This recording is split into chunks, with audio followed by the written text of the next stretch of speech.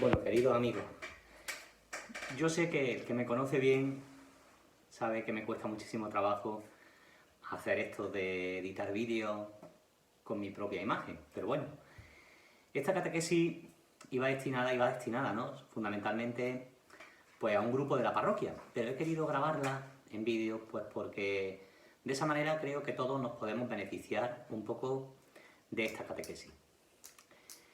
La hemos llamado confinado.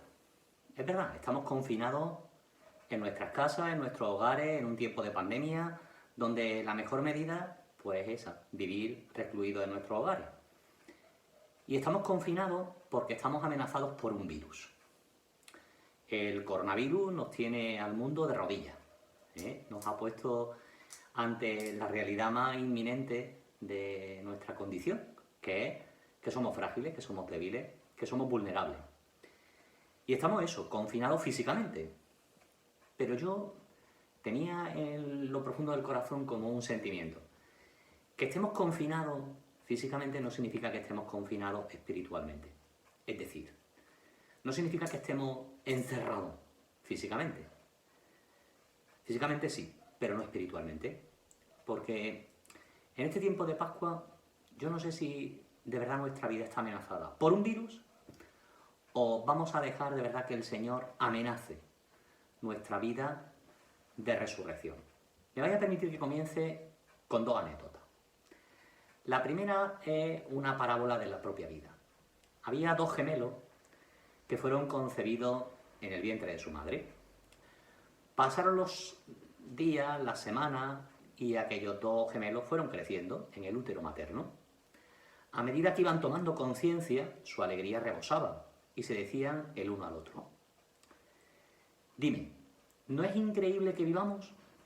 ¿No es maravilloso estar aquí? Y los gemelos comenzaban a descubrir su mundo. Cuando encontraron el cordón umbilical que los unía con su madre y a través del cual les llegaba el alimento, exclamaron llenos de gozo: tanto nos ama nuestra madre que comparte su vida con nosotros. De verdad, a través de ese cordón umbilical, ellos recibían el alimento diario. Fueron pasando las semanas, los meses, y de repente se dieron cuenta de cuánto habían cambiado. ¿Qué significará esto?, preguntó el uno al otro. Pues esto significa que pronto no cabremos aquí dentro. Nos podemos quedar aquí, pero vamos a nacer. El primero objetó: no quiero verme fuera de aquí. Quiero quedarme aquí para siempre. Reflexiona, le dijo su hermano. Es que no tenemos otra salida. Quizá haya vida después del nacimiento. ¿Cómo puede ser eso?, respondió el otro hermano con energía. Sin el cordón umbilical que nos da la vida, no es posible vivir.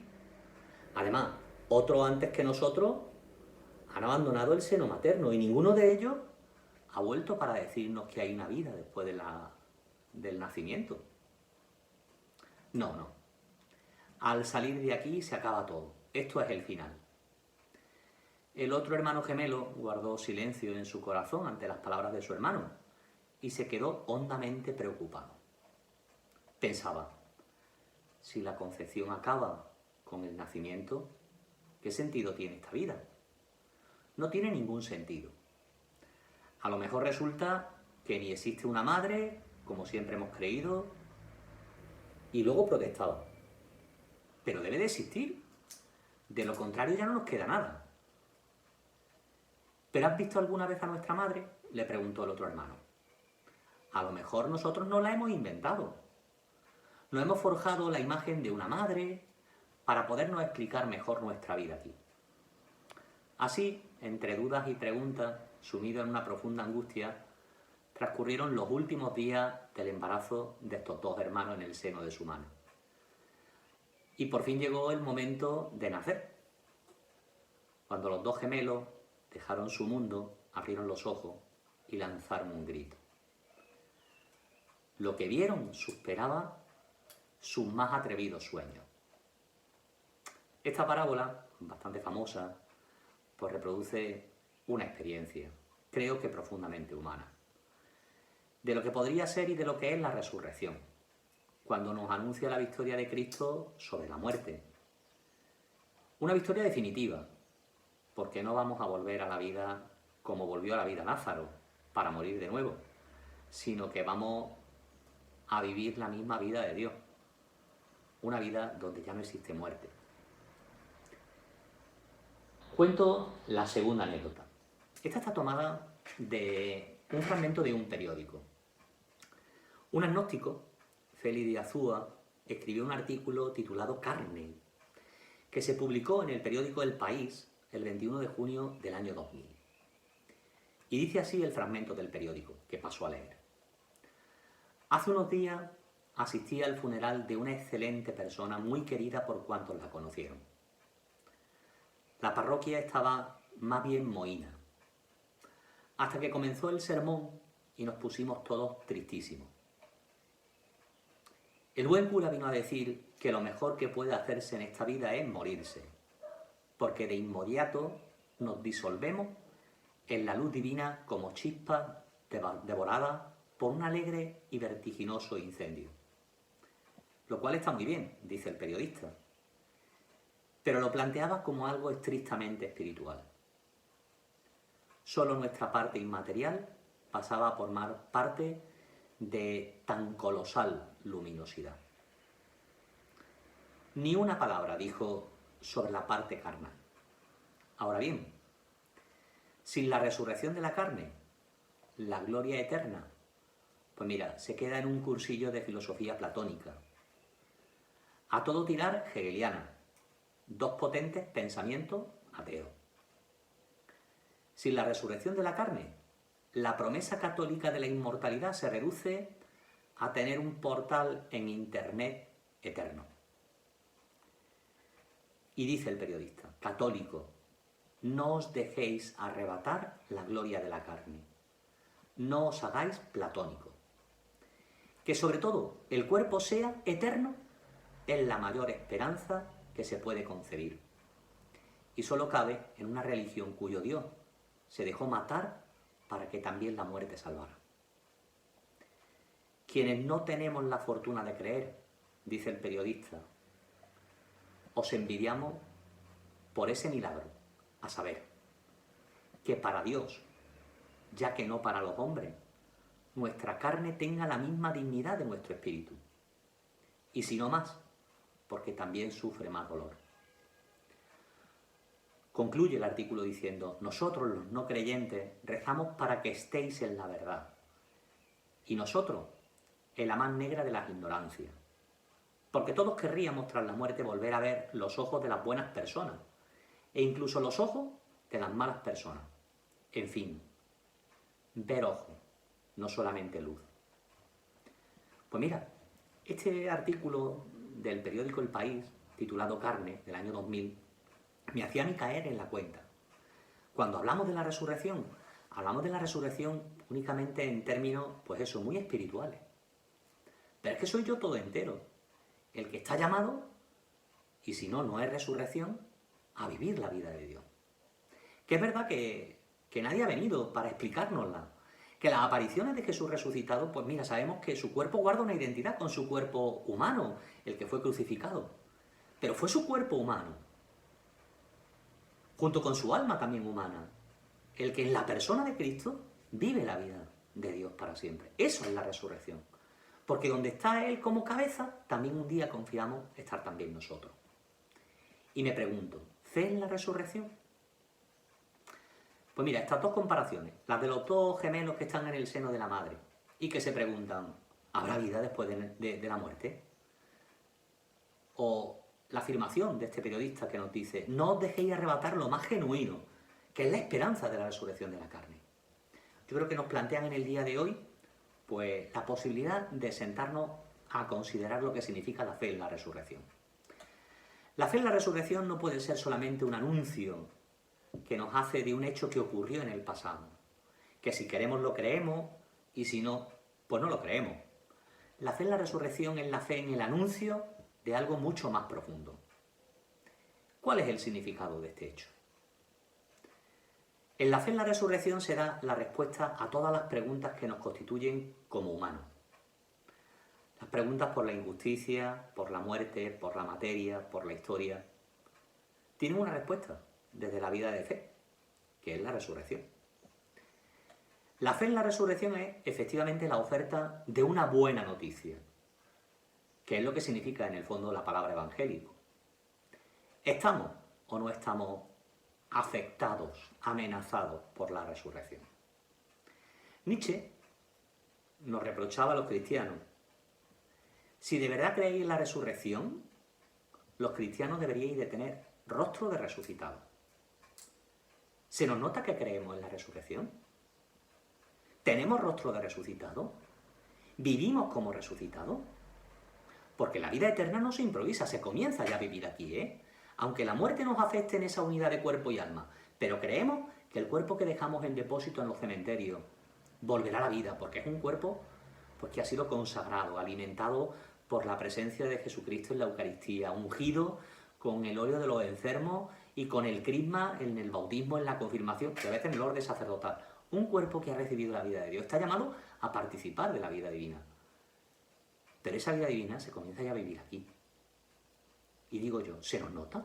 ¿Se nos nota que vivimos con esa esperanza? ¿Que estamos amenazados por la resurrección? Porque vivir como resucitado implica vivir en el ya sí, pero todavía no. Implica un determinado talante espiritual de vida. Ser amenazado de resurrección significa que formo parte de un pueblo que vive como resucitado, que lucha por la resurrección plena de todos y de todas.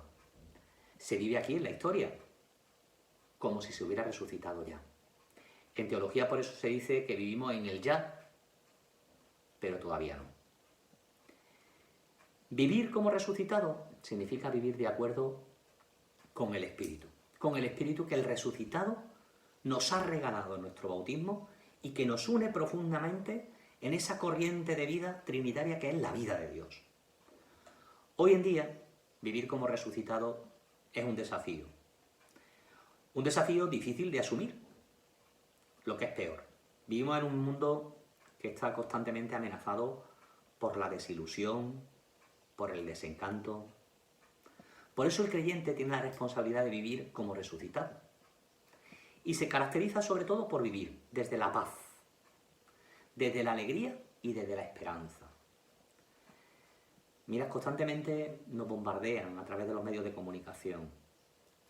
Ahora son todo críticas a la gestión de uno y de otro, a la crisis económica que ya estamos viviendo, a las cantidades de familias que llaman a las puertas de Cáritas y de servicios sociales. Todo parece como que es triste.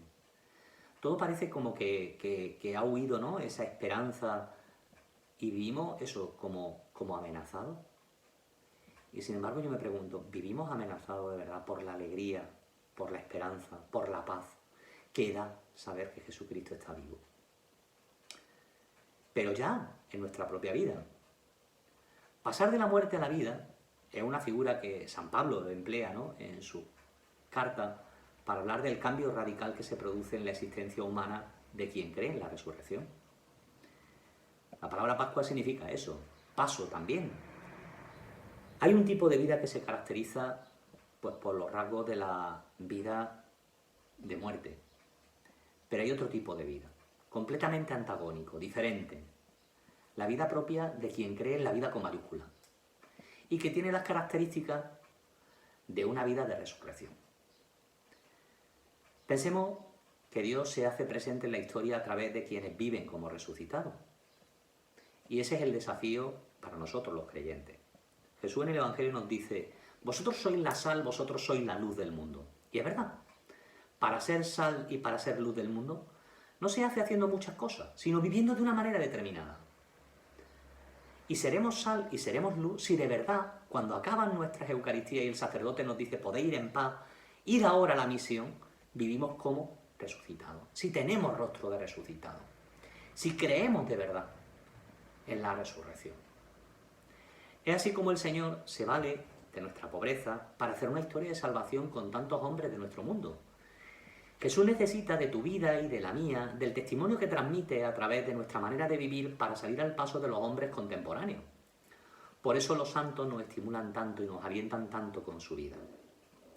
porque nos hacen conscientes del enorme regalo que supone vivir como creyentes ya aquí, en este mundo de la resurrección. Por eso es urgente que tú y yo vivamos como resucitados. Y ese es el desafío que Nietzsche nos lanza. Tener rostro de resucitado, vivir amenazados de resurrección. Se dice que las personas que han tenido una experiencia límite, cercana a la muerte, por enfermedad, por accidente, por haber superado pues, una enfermedad trágica, experimentan un cambio radical en su vida. Su actitud ante la vida es completamente diferente. La ven con unos ojos nuevos. Advierten muchos detalles que antes pues, no habían percibido.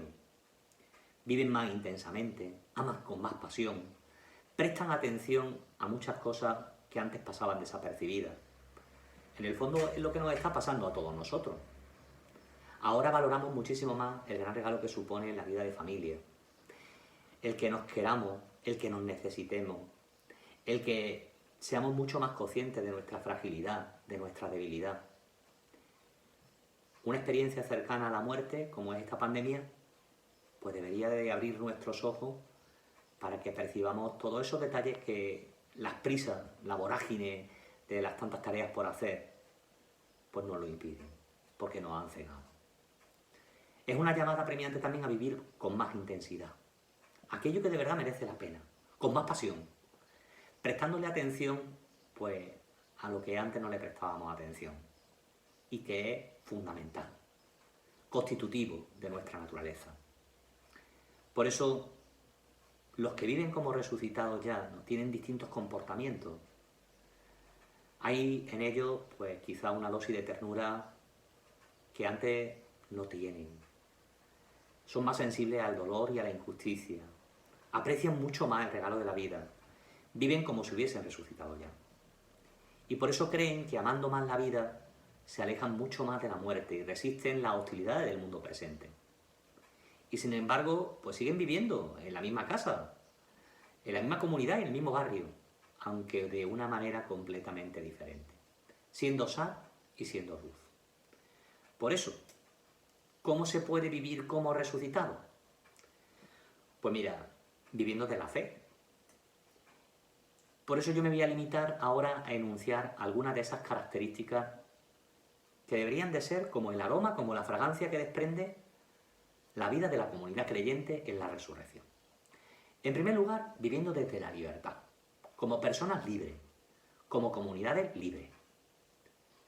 Y lo digo de verdad, libres espiritualmente, porque el obrar sigue al ser. Dice Jesús en el Evangelio que la verdad os hará libre. Veritas liberabis vos. Jesús mismo, pues, se proclama a sí mismo, yo soy la verdad. El esclavo es quien vive sometido. Y el pecado es la mayor de las esclavitudes a la que nos podemos ver sometidos los hombres. Jesús le dice al Padre, ¿no? Padre, tú lo puedes todo, aparta de mí este cáliz, pero que no se haga como yo quiero, sino como tú quieres. La voluntad natural del hombre, Jesús, pues retrocede asustada ante algo tan ingente como es la pasión. Sin embargo, en cuanto hijo, Jesús abandona esa voluntad humana en la voluntad del Padre. Que no sea mi yo, sino tú. Y es ahí donde se enlaza la teología de la recapitulación, que se reproduce, ¿verdad?, como en Cristo Nuevo Adán se desandan los pasos de la humanidad cautiva. El reclamar una libertad que es una autonomía frente a Dios hace que entre el pecado en el mundo. Y pensamos que somos libres, pues siendo autónomos, hostiles, ¿verdad?, a esa voluntad de Dios, y no es verdad. El marco donde se hace de verdad plenamente humana nuestra libertad es en el marco relacional con la voluntad de Dios que quiere nuestro bien. Por eso, la primera consecuencia de este vivir como resucitado es que yo vivo en el ámbito de una relación basada en la confianza de hijo a padre, que me hace plenamente libre.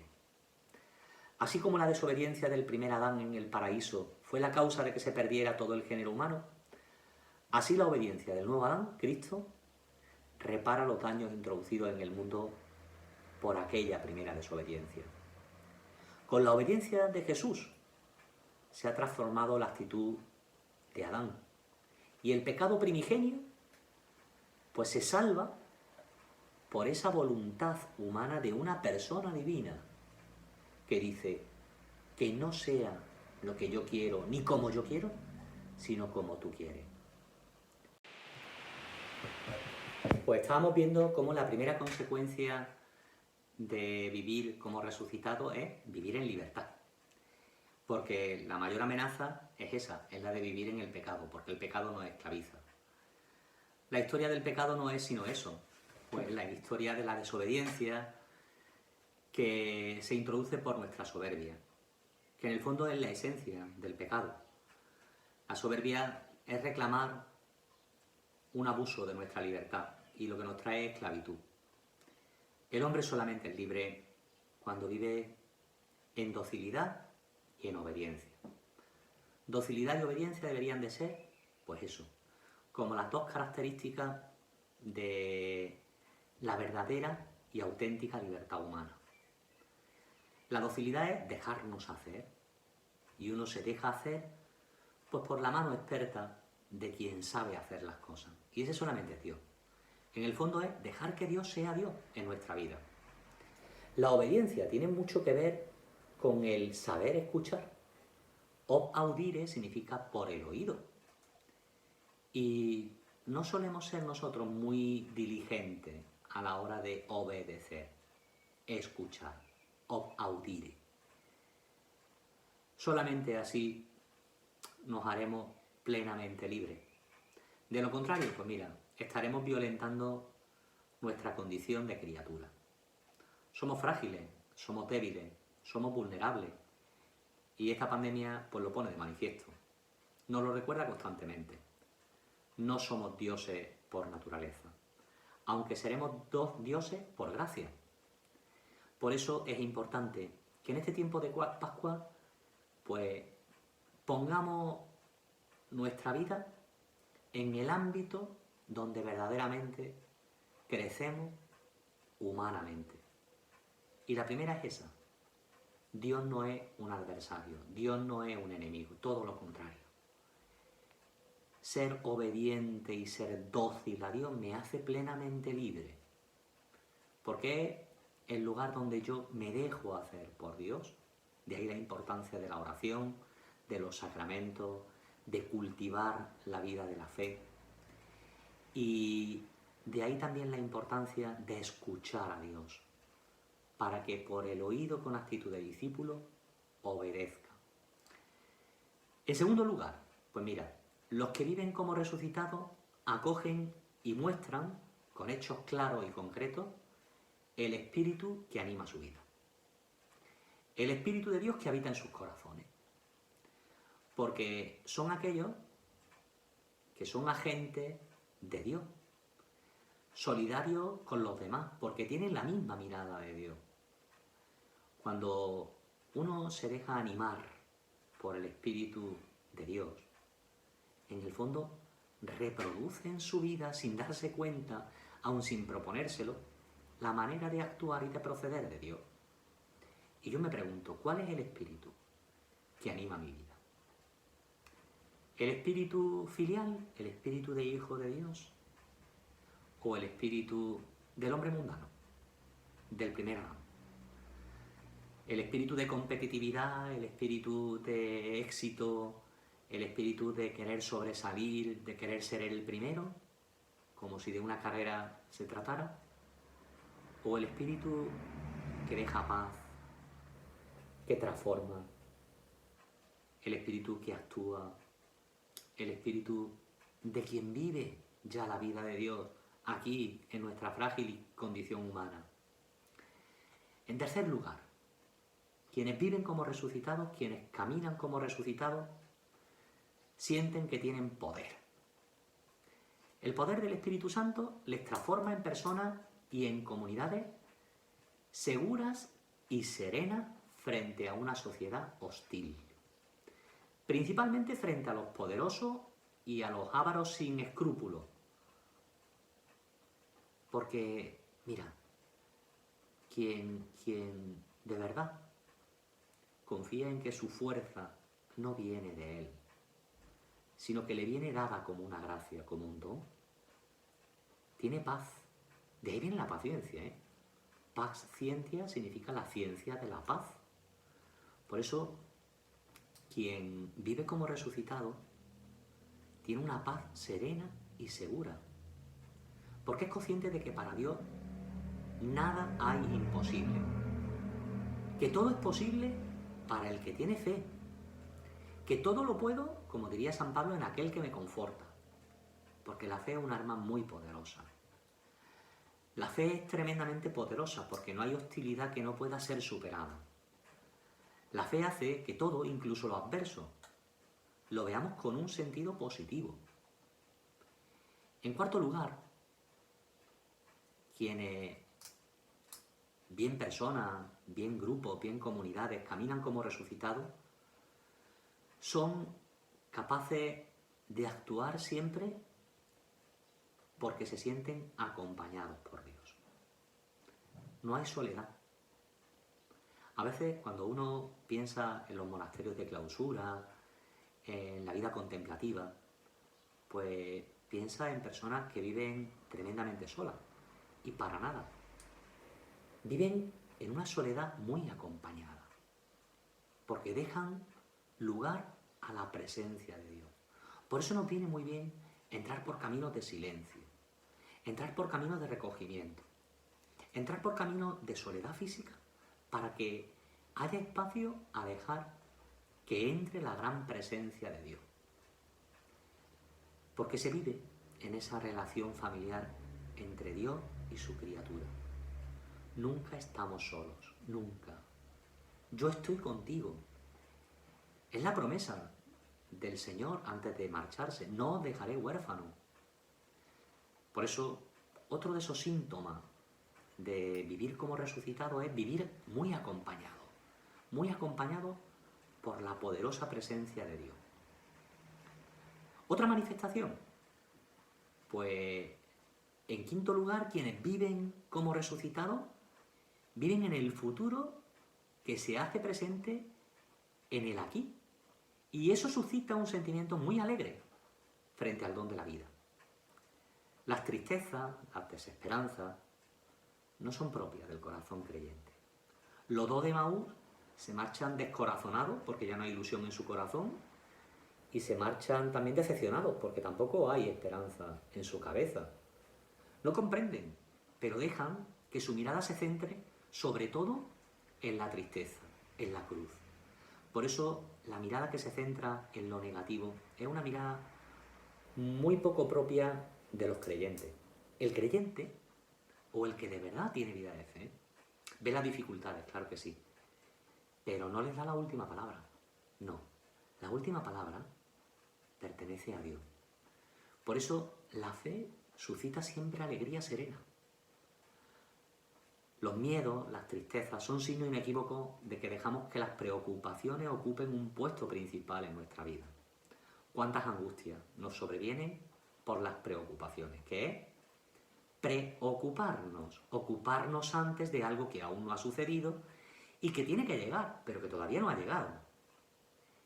Y entonces, claro, como se escapa de nuestro dominio, porque a nosotros nos gustaría tenerlo todo controlado, pues sobreviene el qué, la angustia, la desesperación, la tristeza, el miedo, la incertidumbre. Sin embargo, vivir como resucitado es vivir con la alegría, con el coraje, con la valentía, que son los distintivos del corazón creyente. La vida eterna, de verdad que no se improvisa, se comienza ya a vivir aquí. Se incoa, decimos, en el aquí y en el ahora. No comienza en el momento improvisado de la muerte, que no sabemos cuándo nos sobrevendrá, y que va a llegar de manera imprevista. Dios es verdad que se da según nuestro deseo. San Agustín dice que si nuestro deseo de Dios es chico, Dios se dará torpemente. Me había oído muchas veces esa comparación. Si el deseo que yo tengo de que Dios entre en mi vida es nimio, es pequeño, como la boca de una botella, pues por mucho que sea grande el torrente entrará con dificultad, pero si mi deseo es como la cavidad abierta de una vasija, el torrente sigue siendo grande y se llenará más rápidamente, porque Dios es así. Cuando de verdad vivimos la vida con una mirada muy humana, muy superficial, muy centrada en esperanza de este mundo. Es normal, claro, porque nos salimos del ámbito propio de nuestra condición. Por eso hoy yo creo que mi llamada quiere ser una llamada a la esperanza alegre. A la esperanza alegre, no de quien no tiene dificultades, sino de quien no deja que las dificultades tengan la última palabra. No de quien no tiene preocupaciones y es un inconsciente, no, sino de quien sabe prever lo que está dentro de su alcance, pero no le da más valor a aquello que se escapa de nuestros cuidados y de nuestra fuerza, de nuestra capacidad de control, porque se vive siempre confiado en aquel que nos sostiene. Y en sexto lugar, quienes viven como resucitados viven siempre llenos de esperanza, que yo creo que es la que debe de sustentar nuestra vida espiritual. Una espera confiada. Hay un autor alemán que dice que la memoria de cada uno de nosotros, purificada, tocada por la misericordia de Dios, se convierte en esperanza. ¿Por qué vivimos muchas veces sin esperanza? Pues mira, porque pensamos que no tenemos remedio, porque miramos nuestro pasado y nos catalogamos, ¿verdad?, conociéndonos muy bien como nos conocemos, diciendo si es que yo hice, si es que yo fui, si es que yo tengo una historia. Sí, eso es verdad. Pero esa historia tuya, cuando tú la dejas que Dios la haga a través de su misericordia, cuando tú dejas que la misericordia de Dios la toque, dice von Hildebrand, se convierte en fuente de esperanza. Y Dios te llama a eso, a que dejes tu pobreza en sus manos, para que sea Él quien, tocando nuestra miseria, haga una, pues mira, vida esperanzada. Aquí y ahora, Dios personalmente me interpela y me llama a vivir esperanzado, esperanzado. Y en último lugar, en esta serie de características que yo me he permitido la licencia como de querer sistematizar, quienes viven como resucitados son quienes se saben y viven profundamente amados por Dios. Sin la certeza del amor que Dios nos tiene, no puede haber una esperanza sólida frente a los sufrimientos del mundo. Sabernos y sentirnos verdaderamente amados por Dios es la clave para acoger el desafío de vivir en un mundo ahora hostil, pero como resucitado. Frente a la gracia que supone sabernos queridos por Dios, como somos personalmente, el mal, la condenación, no tienen la última palabra. Dios no condena, Dios ama. Y la prueba más grande nos la dice el mismo San Juan. Tanto amó Dios al mundo que entregó a su único Hijo. Porque su amor es tan grande que nada podrá separarnos de Él. ¿Por qué entonces nos falta la paz y la alegría? Porque quizá, sí, nos han dicho muchas veces que Dios nos ama y lo tenemos aquí muy impreso, pero no aquí, en el corazón que anima la vida. Nos falta creernos de verdad que Dios nos quiere. Me vais a permitir que acabe con otra anécdota. Empezábamos con dos anécdotas, la de los dos gemelos que manifestaban su incertidumbre ante el miedo a nacer, y la de ese periodista, ¿no?, que nos decía Carne, en su artículo Carne, publicado en El País, que no nos dejáramos arrebatar lo más genuino de la esperanza cristiana, que es la resurrección de la carne. Me vais a permitir una última anécdota. Los cristianos estamos amenazados de resurrección.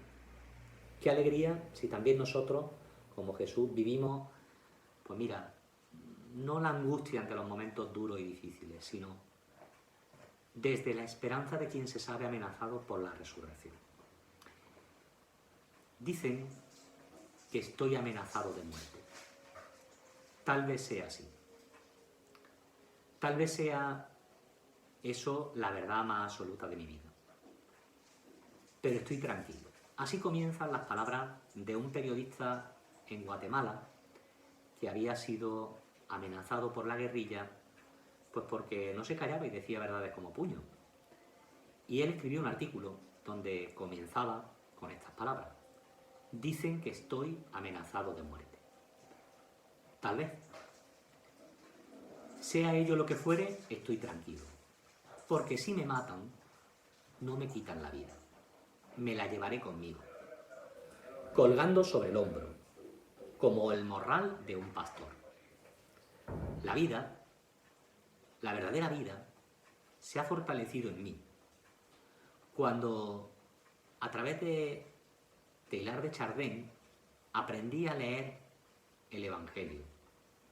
El proceso de resurrección empieza con la primera arruga que nos sale en la cara, con la primera mancha de vejez que aparece en nuestras manos, con la primera cana que sorprende en nuestra cabeza un día cualquiera, peinándonos, con el primer suspiro de nostalgia por un mundo que se deslía y que se aleja de pronto frente a nuestro ojo. Así empieza la resurrección.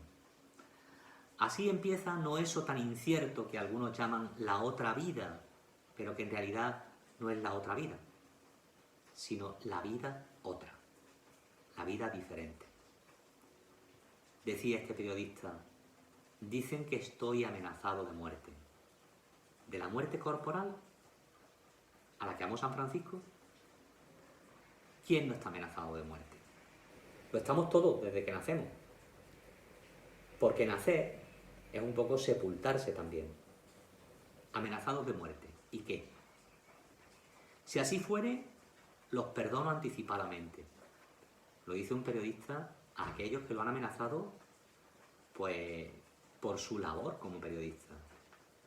Que mi cruz sea una perfecta geometría del amor, desde la que pueda seguir amando, hablando, escribiendo y haciendo sonreír de vez en cuando a otros mis hermanos los hombres. ¿Que estoy amenazado de muerte? Hay en la advertencia un error conceptual. Ni yo ni nadie estamos amenazados de muerte. Estamos amenazados de vida, amenazados de esperanza, amenazados de amor. Estamos amenazados de resurrección. Estamos equivocados. Los cristianos nunca estamos amenazados de muerte. Estamos amenazados de resurrección porque además del camino y de la verdad, Jesucristo es la vida, aunque esté crucificada en la cumbre del basurero del mundo. Así hablaba José Calderón Salazar, un periodista guatemalteco amenazado de muerte por la guerrilla. Y yo me pregunto, ¿la mejor manera de enfrentarnos a estos momentos duros y difíciles es siendo realistas? Esta pandemia es una enfermedad grave y contagiosa. Pero sabemos que este es un tiempo de prueba y que hay que llenarlo de la mejor manera posible. Y ha sucedido en este tiempo de final de la Cuaresma, el inicio de la Semana Santa y la Pascua. Por eso hay que tener ingenio para sacarle el máximo partido a este tiempo de dificultad. ¿Que el hombre es frágil? Pues ahora lo sabemos de manera más realista. Y esta es una verdad que hemos olvidado en nuestro día a día. Pero al mismo tiempo, descubrir nuestra fragilidad es una invitación a una reflexión profunda sobre qué significa la vida. En la sociedad actual se han colado dos cosas muy negativas, que son que todo vale, y de ahí viene el relativismo, y luego la permisividad, que cada uno haga lo que quiera. Todo vale y no hay verdades absolutas. Con este resultado, pues nos encontramos con un hombre perdido, sin referente, sin remitente y amenazado de muerte, claro, amenazado de muerte. Inconsciente porque nos hemos extralimitado en nosotros mismos, en nuestros poderes, en creer que somos absolutos y que viviremos para siempre así, a mi manera y a mi modo, y no es verdad. ¿A qué nos invita este momento de confinamiento, ese virus que nos tiene amenazados físicamente? Pues mira, a pensar que la vida tiene un proyecto más grande y que el programa de vida debe de tener una brújula que oriente nuestro caminar. Amor, trabajo, cultura, amistad, podrían ser los puntos cardinales de ese mapa donde vayamos pues, poniendo la brújula de nuestra vida. Pero nuestra brújula debe de mirar no solo en un sentido horizontal. Hay una vertiente también espiritual, vertical. La vida necesita una interpretación que tenga un profundo sentido espiritual. Si le quitamos a la vida la espiritualidad, la vida queda plana, plana. La vida se interpreta desde el destino último. Por eso, momentos de fragilidad como este nos llevan a ver a quién le permito yo que amenace mi vida y de qué manera. ¿Qué es la vida? ¿Cómo la estoy viviendo? ¿Para qué estoy viviendo? ¿Qué cosas permito que amenacen mi vida, que me condicionen? Vosotros los creyentes no tenéis rostro de resucitado. Hago mío ese lamento que quizás un ateo pues, nos ha hecho tomar conciencia. Vivir como resucitado, estar amenazado de resurrección, significa vivir profundamente libre. Porque yo sé que mi vida es un regalo donde otro me hace y que reclama de mí obediencia y docilidad. Dejarme hacer por las manos expertas de Dios. En segundo lugar, vivir como resucitado significa que dejo que el Espíritu de Dios anime mi vida. Significa también que tengo el poder aquí, en mi fragilidad, porque es el poder de Dios en mí, quien actúa, quien opera frente a aquello que se me presenta como adverso. Significa vivir acompañados por Dios. No estamos solos, no estamos solos. Significa vivir también con una alegría serena, que se manifiesta sobre todo en la paz de tu mirar, de tu actuar. Significa vivir con esperanza, con una gran esperanza en el corazón. Y significa vivir profundamente conscientes de que Dios nos ama. Y por eso, como Padre solícito, no permitirá que la última palabra sea una palabra que pertenezca a la muerte, sino una palabra que pertenece a la vida con mayúscula, que es Dios. Vivimos confinados físicamente, pero que eso no implique que vivamos confinados también espiritualmente, recluidos, oprimidos espiritualmente, todo lo contrario. Que estas circunstancias adversas sean también una ocasión para que nuestra vida espiritual, ¿no?, inunde y se haga más operativa también.